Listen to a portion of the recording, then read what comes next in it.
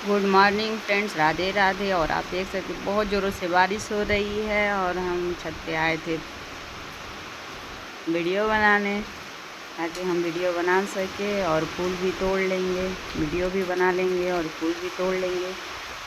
देख सकते कितनी ज़ोरों से बारिश हो रही है, आपको आवाज़ भी आ रही होगी। और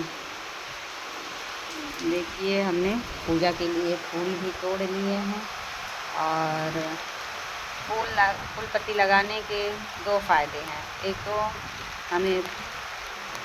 हम फूल लगाते हैं, पेड़ पौधे लगाते हैं तो शुद्ध हवाएं, ऑक्सीजन भी मिलती है। और दूसरा, जो हम मेहनत करते हैं पेड़ पौधों में, उनसे हमें फूल पत्ती भी मिल जाते हैं, ताकि हम भगवान के ऊपर चढ़ा भी सकें, हमें फूल भी नहीं खरीदना पड़ता है। और आप देख सकते हैं कितने सारे फूल मिले हमको।